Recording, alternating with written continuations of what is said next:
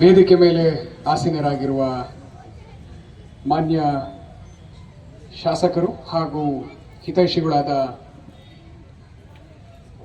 ಸನ್ಮಾನ್ಯ ಸಮೃದ್ಧಿ ಮಂಜುನಾಥ್ ಸಾಹೇಬರಿಗೆ ಶುಭ ಮುಂಜಾನೆ, ಶುಭ ಮಧ್ಯಾಹ್ನ, ಶುಭ ಸಂಜೆಯನ್ನು ಕೋರ್ತಾ, ಯಾಕಂದರೆ ನನಗೆ ಬೆಳಗ್ಗೆಯಿಂದನೂ ಎಲ್ಲಿದ್ದೀರಾ ಸರ್, ಬನ್ನಿ ಸರ್ ಒಟ್ಟಿಗೆ ಮಾಡೋಣ ಸರ್ ಅಂತ ನನಗೆ ಅವ್ರು ಹೇಳಿದ ಮಾತು. ಸರ್ ಸಿಗ್ನಲ್ ನಿಮ್ಮ ದುಡ್ಡು ನೀವು ಮಾಡಿ ಸರ್ ಅಂತಂದರೆ, ಇಲ್ಲ ನೀವು ಇರಲೇಬೇಕು, ನೀವು ಇದ್ರಷ್ಟೇ ನಾನು ಓಪನ್ ಮಾಡೋದು ಅಂತ ಪಣ ತೊಟ್ಟಿ ಅವರ ಸ್ನೇಹಮಯಿ ವಿಚಾರವನ್ನು ತಿಳಿಸ್ಕೊಟ್ಟಂತಹ ಶಾಸಕರಿಗೆ ವಂದನೆಗಳನ್ನು ಅರ್ಪಿಸುತ್ತಾ, ಹಾಗೂ ವೇದಿಕೆ ಮೇಲೆ ಆಸೀನರಾಗಿರುವ ಇತರ ಎಲ್ಲ ಗಣ್ಯರಿಗೂ ನಮಿಸುತ್ತಾ, ನಾನು ಎಲ್ಲ ಪ್ರೋಗ್ರಾಮಲ್ಲೂ 3 ಪ್ರಶ್ನೆಯನ್ನು ಕೊನೆಗೆ ಕೇಳ್ತಾ ಇದ್ದೆ. ನನ್ನ ಪ್ರೋಗ್ರಾಮ್ ಅಟೆಂಡ್ ಮಾಡಿದವ್ರಿಗೆ ಇದ್ರ ಬಗ್ಗೆ ಗೊತ್ತಿದೆ. ಕೊನೆಯಲ್ಲಿ ನಾನು ಯಾವಾಗಲೂ 3 ಪ್ರಶ್ನೆಯನ್ನು ಕೇಳ್ತೀನಿ. ಆದರೆ ಇವತ್ತು ಆ 3 ಪ್ರಶ್ನೆಯನ್ನು ಮೊದಲೇ ಕೇಳ್ತಾ ಇದ್ದೀನಿ. ಇಲ್ಲಿ ನೆರೆತಿರುವ ಎಲ್ಲರಿಗಲ್ಲೂ ನಿಮಗೆ ನಿಮ್ಮ ಮಕ್ಕಳ ಮೇಲೆ ಅಥವಾ ನಿಮ್ಮ ತಂದೆ ತಾಯಿಯರ ಮೇಲೆ, ನಿಮ್ಮ ಮಕ್ಕಳು ಅಥವಾ ನಿಮ್ಮ ತಂದೆ ತಾಯಿಯರ ಮೇಲೆ ಪ್ರೀತಿ ಇದ್ದವರು ಕೈ ಎತ್ತಿ. Very good, excellent, hands down. ಇವಾಗ ಎಷ್ಟು ಜನ ಇಲ್ಲಿಗೆ ಬೈಕಲ್ಲಿ ಬಂದಿದ್ದೀರಾ? ಕೈ ಎತ್ತಿ. ಆಯ್ತು. ಲಾಸ್ಟ್ ಪ್ರಶ್ನೆ ಗೊತ್ತಾಗಿದೆ ಅಲ್ಲ ಏನು ಅಂತ? ಎಷ್ಟು ಜನ ಹೆಲ್ಮೆಟ್ ಹಾಕಿದ್ರಿ? ಇಲ್ಲೇ ಗೊತ್ತಾಗುತ್ತೆ ನೋಡಿ. ನಿಮಗೆ ನಿಜವಾಗ್ಲೂ ನಿಮ್ಮ ಮಕ್ಕಳ ಮೇಲೆ, ನಿಮ್ಮ ತಂದೆ ತಾಯಿ ಮೇಲೆ ಪ್ರೀತಿ ಇತ್ತು ಅಂದ್ರೆ ನೀವು ಹೆಲ್ಮೆಟ್ ಹಾಕದಲ್ಲೇ ಆಚೆ ಬರೋದಿಲ್ಲ. ಯಾಕಂದ್ರೆ ಆಕ್ಸಿಡೆಂಟ್ ಅನ್ನೋದು ನಮಗೆ ಹೇಳ್ಬಿಟ್ಟು ಬರೋದಿಲ್ಲ. ಅದಕ್ಕೆ ಆಕ್ಸಿಡೆಂಟ್ ಅಂತ ಕರೆಯೋದು. ನಿಮಗೆ ನಿಜವಾಗ್ಲೂ ನಿಮ್ಮ ಮನೆಯವರ ಮೇಲೆ ಪ್ರೀತಿ ಇದ್ರೆ ದಯವಿಟ್ಟು ಹೆಲ್ಮೆಟ್ ಅನ್ನ ಧರಿಸ್ಬೇಕು. ನೀವು ಪೊಲೀಸರ ಭಯಕ್ಕೆ ಧರಿಸ್ಬೇಕು ಅಥವಾ ಪೊಲೀಸರಿಗೆ ಫೈನ್ ಕಟ್ಟಬೇಕು ಅಂತ ಧರಿಸ್ಬೇಕು. ನಮಗೆ ನಿಮ್ಮ ಫೈನ್ ಹಿಡ್ಕೊಂಡು ನಮ್ಗೇನು ಆಗಂಗೂ ಇಲ್ಲ, ನಮ್ಮ ಸರ್ಕಾರಕ್ಕೆ ಅದೇನು ಇದು ಎಫೆಕ್ಟು ಆಗೋದಿಲ್ಲ. ಆದರೆ ನಿಮ್ಮ ಜೀವಕ್ಕೆ, ನಿಮ್ಮ ಜೀವನಕ್ಕೆ ದಯವಿಟ್ಟು ಹೆಲ್ಮೆಟ್ ಅನ್ನ ಧರಿಸಿ. ಯಾಕಂದ್ರೆ ನಾನು ನಿಮಗೆ 2 ಎಕ್ಸಾಂಪಲ್ ಅನ್ನ ಕೊಡ್ತೀನಿ. 2 ಎಕ್ಸಾಂಪಲ್ ನಮ್ಮ ಕೋಲಾರದೇ, ನಮ್ಮ ಜಿಲ್ಲೆದೇ ಎಕ್ಸಾಂಪಲ್. ಒಂದು, ಆ ಹುಡುಗಂಗೆ 22 ವರ್ಷ, ಇಂಜಿನಿಯರಿಂಗ್ ಮುಗಿಸಿದಾನೆ, ತಂದೆ ತಾಯಿಗೆ ಒಬ್ಬನೇ ಮಗ, very well to do family, ಸುಖವಾಗಿರುವಂತ ಫ್ಯಾಮಿಲಿ. ಮಗ ಇಂಜಿನಿಯರಿಂಗ್ ಪಾಸ್ ಮಾಡಿದಾನೆ ಅಂತ ಆ ತಂದೆ ತಾಯಿ ಇಬ್ರು ಸೇರಿ ಏನೋ ಒಂದು ಸೂಪರ್ ಬೈಕ್ ಅನ್ನ ಕೊಡಿಸ್ತಾರೆ. ಅದು ನಿಂಜಾನೋ ಏನೋ ಬರುತ್ತೆ, ನಮಗೆ ಬೈಕ್ ಬಗ್ಗೆ ಅಷ್ಟು ಗೊತ್ತಿಲ್ಲ ನಮಗೆ. ಒಂದು ಸೂಪರ್ ಬೈಕ್ ಅನ್ನ ಕೊಡಿಸ್ತಾರೆ. ಕೊಡಿಸಿ 1 ವಾರಕ್ಕೆ ಅವನು ಬೆಳಗಿನ ಜಾವ 7 ಗಂಟೆ ಅಷ್ಟೊತ್ತಿಗೆ ನಮ್ಮ ಟಮಕ ಹೈವೇ ಇದೆ, ಟಮಕ ಹೈವೇಯಲ್ಲಿ ಹೆಲ್ಮೆಟ್ ಹಾಕದೆ ಓಡಿಸ್ತಿರ್ಬೇಕಾದ್ರೆ ಅವನ್ ಬ್ಯಾಲೆನ್ಸ್ ತಪ್ಪಿ ಕೆಳಗಡೆ ಬಿದ್ದು ತಲೆಗೆ ಏಟಾಗಿ ಅವನು ತೀರ್ಕೊಂತಾನೆ.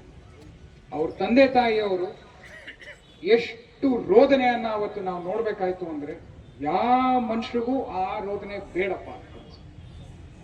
ನಮ್ಮ ಕಣ್ಣಾರೆ ಇದನ್ನ ನೋಡಿರೋದು. ನಾನು ಇಲ್ಲಿ ಯಾವುದೇ ಒಂದು ವಿಚಾರ ಮಾತಾಡಿದ್ರು ಇಲ್ಲ ನಾನು ಅನುಭವಿಸಿರೋದನ್ನ ಮಾತಾಡ್ತೀನಿ, ಇಲ್ಲ ನಾನು ನೋಡಿರೋದನ್ನ ಮಾತಾಡ್ತೀನಿ. ಅದು ಬಿಟ್ಟು ನಾನೇನು ಮಾತಾಡೋದಿಲ್ಲ. ಇದು ಒಂದು ಎಕ್ಸಾಂಪಲ್. ಅವ್ರ ತಂದೆ ತಾಯಿ ಹೇಳ್ತಾ ಇದ್ರು, ಸರ್ ನಾನು 100 ಕೋಟಿ ಇದೆ, ಹಿಡ್ಕೊಂಡು ಏನ್ ಮಾಡ್ಲಿ, ನಾನು ನನ್ನ ಮಗ ಇಲ್ಲ ಇವಾಗ, ನಂಗೆ ಏನ್ ಹೇಳ್ತೀರಾ ಇದಕ್ಕೆ? ಇದರ ಜೊತೆಗೆ ಇನ್ನೂ ಒಂದು, ರೈತ ಪ್ರತಿದಿನ ಹಳ್ಳಿಯಿಂದ ನಮ್ಮ ಟೊಮೆಟೊ ಮಂಡಿಯಿಂದ ಹಳ್ಳಿಗೆ ಹೋಗೋದು ಬರೋದು ಮಾಡ್ತಾ ಇರ್ತಾನೆ. ಒಂದಿನ ಹಾಗೆ ಸಾಯಂಕಾಲ ವಾಪಸ್ ಬರ್ಬೇಕಾರೆ ಟೊಮೆಟೊ ಮಂಡಿಗೆ ಬಂದು ವಾಪಸ್ ಅವನ ಮನೆಗೆ ಹೋಗ್ಬೇಕಾರೆ ಒಳಗಡೆ, ಅವನು ಸಿಟಿ ಒಳಗಲ್ಲ, ಇದು ಹಳ್ಳಿಗೆ ಹೋಗೋ ರೋಡಲ್ಲಿ ಸ್ವಲ್ಪ ಬ್ಯಾಲೆನ್ಸ್ ತಪ್ಪಿ ಬಿದ್ದು ಬಿಡ್ತಾನೆ. ಬಿದ್ದಾಗ ಮೈ ಮೇಲೆ ಏನೂ ಏಟಿಲ್ಲ, ಅವನಿಗೆ ತಲೆ ಹಿಂದೆ ಕಲ್ಲು ಒಂದು ಏಟು ಬಿದ್ದಿದೆ, ರಕ್ತ ಕೂಡ ಇಲ್ಲ. ಆದ್ರೆ ಅವನಿಗೆ ಕಾಲ್ ಮೂವ್ ಮಾಡಕ್ ಆಗ್ತಾ ಇಲ್ಲ. ಅವನ ಕಾಲು ಹೋಯ್ತು, ಅವನಿಗೆ ಇಲ್ಲಿ ತಲೆ ಇಲ್ಲಿಂದ ಏಟು ಬಿದ್ದಿರೋದ್ರಿಂದ ಸ್ಪೈನಲ್ ಕಾರ್ಡ್ ವೀಕ್ ಆಗ್ಬಿಟ್ಟು ಅವನ್ ಎರಡೂ ಕಾಲಲ್ಲಿ ಸೆನ್ಸೇಷನ್ ಅನ್ನು ಕಳ್ಕೊಂಡ್ಬಿಟ್ಟಿದೆ. ಪ್ರಾಣ ಇದೆ, ಮಾತಾಡ್ತಾನೆ, ಆದ್ರೆ ನಡೆಯೋದಕ್ಕಾಗೋದಿಲ್ಲ, ಕೆಲಸ ಮಾಡೋದಕ್ಕಾಗೋದಿಲ್ಲ. ಅವನಿಗೆ ಇಬ್ರು ಮಕ್ಕಳು, ಒಬ್ಬರಿಗೆ 5 ವರ್ಷ, ಇನ್ನೊಬ್ಬರಿಗೆ 7 ವರ್ಷ. ತಾಯಿ ಇನ್ನೂ ಬದುಕಿದ್ದಾಳೆ, ತಂದೆ ತೀರ್ಕೊಂಡಿದ್ದಾರೆ, ಹೆಂಡತಿ ಇದ್ದಾರೆ.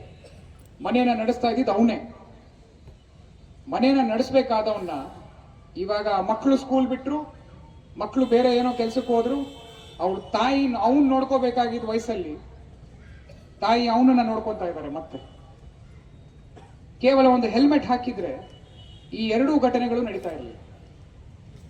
ಸೊ ದಯವಿಟ್ಟು ಇಲ್ಲಿ ಸೇರಿರುವಂತ ಎಲ್ಲ ಮಿತ್ರರಿಗೆ ನಾನು ವಿನಂತಿ ಮಾಡ್ಕೊಳೋದು, ನಾವು ಹೆಲ್ಮೆಟ್ ಅನ್ನ ಕಡ್ಡಾಯ ಮಾಡ್ತಾ ಇರೋದು ನಮಗೋಸ್ಕರ ಅಲ್ಲ, ನಿಮಗೋಸ್ಕರ. ಅದನ್ನ ನೀವು ಅಭ್ಯಾಸ ಮಾಡ್ಕೋಬೇಕು. ನೀವು ಹೇಗೆ ಮನೆಯಿಂದ ಆಚೆ ಬರ್ಬೇಕಾದ್ರೆ ಗಾಡಿ ಕೀ ತಗೊಂಡೇ ಬರ್ತೀರಾ, ಎಲ್ರು ಗಾಡಿ ಕೀ ಏನಾದ್ರು ಮರ್ತು ಬರ್ತೀರಾ? ಇಲ್ಲ. ಹಾಗೆ ಗಾಡಿ ಕೀ ಜೊತೆ ಹೆಲ್ಮೆಟ್ ತಗೊಂಡ್ಬರೋದನ್ನ ಅಭ್ಯಾಸ ಮಾಡ್ಕೋಬೇಕು. ನೀವು ಇದನ್ನ 21 ದಿನ ಮಾಡಿದ್ರೆ, 21 ಡೇಸ್ 21 ದಿನ ಮಾಡಿದ್ರೆ ನಿಮಗೆ ಮಸಲ್ ಮೆಮರಿಗೆ ಬಂದ್ಬಿಡುತ್ತೆ. ನಿಮಗೆ ಅದು ಅಭ್ಯಾಸ ಆಗ್ಬಿಡುತ್ತೆ. ಬೇಡ ಅಂದ್ರೂ ನಿಮ್ಗೆ ಹೆಲ್ಮೆಟ್ ಇಲ್ಲ ಅಂದ್ರೆ ನಿಮ್ಗೆ ಸರಿ ಅನ್ಸೋದಿಲ್ಲ.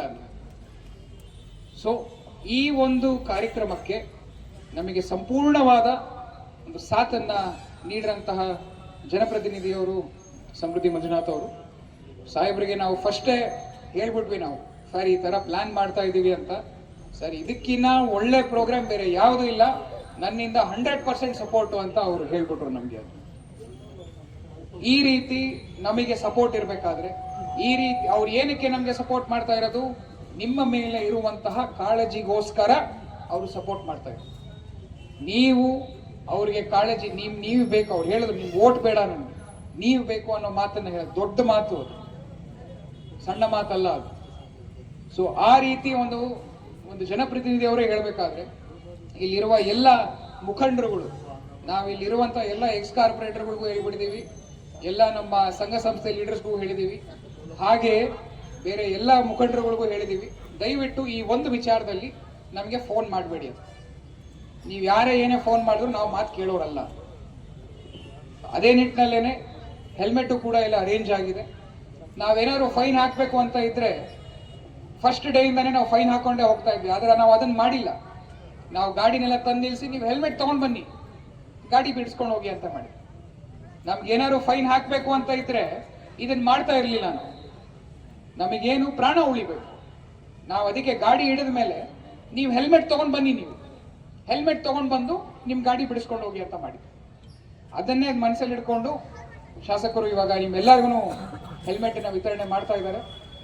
ಸೊ ಇದರ ಜೊತೆಗೆ ಶಾಸಕರು ಇನ್ನೂ ಒಂದು ವಿಚಾರ ಬಗ್ಗೆ ನಮಗೆ ನಾವು ಒಂದು 2-3 ಸರ್ತಿ ಸಮಾಲೋಚನೆ ಮಾಡಿದ್ದೀವಿ. ಇದ್ರ ಬಗ್ಗೆ ನಮ್ಮ ಮುಳಬಾಗಿಲು ತಾಲೂಕಲ್ಲಿ ಆಗ್ತಿರುವಂತಹ ಅಪ್ರಾಪ್ತ ಬಾಲಕಿಯರ ಏನು ಸ್ವಲ್ಪ ತೊಂದರೆಗಳಿದ್ದಾವೆ, ಅವರ ಆ ವಿಚಾರದಲ್ಲಿ ನಾವು ಒಂದು ಕಾರ್ಯಾಗಾರ ಮಾಡೋಣ ಅಂತ ನಾವೊಂದು 2 ಬಾರಿ ಚರ್ಚೆ ಮಾಡಿದ್ದೀವಿ. ಶಾಸಕರ ಟೈಮ್ ತಗೊಂಡು ಜಾನ್ವರಿ ಫಸ್ಟ್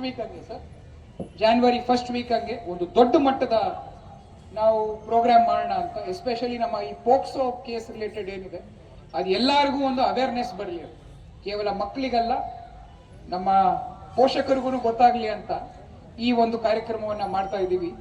ಅದನ್ನ ಮಾನ್ಯ ಶಾಸಕರ ಅಧ್ಯಕ್ಷತೆಯಲ್ಲೇನೆ ನಾವು ಇದನ್ನ ಪ್ಲಾನ್ ಮಾಡಿ ಎಲ್ಲರಿಗೂ ಬೆನಿಫಿಟ್ ಆಗಂಗೆ ಬರೋ ವರ್ಷದಲ್ಲಿ ನಮ್ಮ ಹೆಣ್ಮಕ್ಳು ಬೇರೆ ಹಾದಿಯನ್ನ ಹಿಡಿಲಿಲ್ಲದ ಹಾಗೆ ನಾವು ಏನ್ ಮಾಡ್ಬೋದು ಅನ್ನೋದ್ರ ಬಗ್ಗೆ ಒಂದು ದೀರ್ಘ ಚರ್ಚೆಯನ್ನ ನಾವು ಆ ಕಾರ್ಯಕ್ರಮದಲ್ಲಿ ಮಾಡೋಣ ಅಂತ ಶಾಸಕರು ಒಪ್ಪಿಗೆ ಕೊಟ್ಟಿದ್ದಾರೆ. ಅದು ಕೂಡ ನಾವು ಇವತ್ತು ಡಿಸೈಡ್ ಮಾಡಿ ಈ ಏನು ಒಂದು ಆಂದೋಲನ ತರ ಮಾಡಿದೀವಿ, ಅದನ್ನು ಒಂದು ಆಂದೋಲನ ತರ ಮಾಡಿ ನಮ್ಮ ಹೆಣ್ಮಕ್ಳಿಗೆ ಒಂದು ಸುರಕ್ಷಿತವಾದ ಬಾಳನ್ನ ನೀಡೋಣ ಅಂತ ನಾವೆಲ್ಲೂ ಒಂದು ಪಣ ತೊಟ್ಟೋಣಂತೆ. ಈ ವಿಚಾರಗಳನ್ನ ಹೇಳ್ತಾ ದಯವಿಟ್ಟು ನೀವು ಸ್ವಯಂ ಪ್ರೇರಿತವಾಗಿ ನಮಿಗೋಸ್ಕರ ಏನು ಮಾಡಬೇಡಿ, ನೀವು ಮಾಡಬೇಕಾಗಿರೋದು ನಿಮಗೋಸ್ಕರ, ನಿಮ್ಮ ಮನೆಯಲ್ಲಿರುವಂತಹ ಮಕ್ಕಳಿಗೋಸ್ಕರ, ನಿಮ್ಮ ಮನೆಯಲ್ಲಿರುವಂತಹ ಮಡದಿಗೋಸ್ಕರ, ನಿಮ್ಮ ಮನೆಯಲ್ಲಿರುವಂತಹ ತಂದೆ ತಾಯಿಗೋಸ್ಕರ. ಈ ಹೆಲ್ಮೆಟ್ ಅನ್ನ ಧರಿಸಿ ಖಂಡಿತವಾಗ್ಲು, ಯಾಕಂದ್ರೆ 1 ವರ್ಷದಲ್ಲಿ ನಮ್ಮ ಕೋಲಾರ ಜಿಲ್ಲೆಯಲ್ಲಿ ಸುಮಾರು 152 ಜನ ಟೂ ವೀಲರ್ ಅಲ್ಲಿ ಡೆತ್ಸ್ ಆಗ್ತಾರೆ. ಆ 152 ನಂಬರ್ ಅನ್ನ ನಾವು ಮಿನಿಮಮ್ 50% ಕಮ್ಮಿ ಮಾಡಬಹುದು ಜಸ್ಟ್ ಹೆಲ್ಮೆಟ್ ಹಾಕಿದ್ರೆ. ನಮ್ಮ ನಂಗ್ಲಿ ಲಿಮಿಟ್ಸ್ ಅಲ್ಲೂ ಕೂಡ ಒಂದು 5 ಜನ ಡೆತ್ ಆದ್ರು ಟೂ ವೀಲರ್ ಅಲ್ಲಿ ಹೋಗ್ಬೇಕಾದ್ರೆ. ಆ ಬಾಡಿಗಳನ್ನ ನೋಡಿದ್ರೆ ಎಲ್ಲೂ ರಕ್ತ ಇಲ್ಲ, ಎಲ್ಲೂ ರಕ್ತ ಇಲ್ಲ, ಎಲ್ಲ ತಲೆಗೆ ಏಟು ಬಿದ್ದಿರೋದು. ಹೆಲ್ಮೆಟ್ ಹಾಕಿದ್ರೆ ಪ್ರಾಣ ಉಳಿತಾ ಇತ್ತು.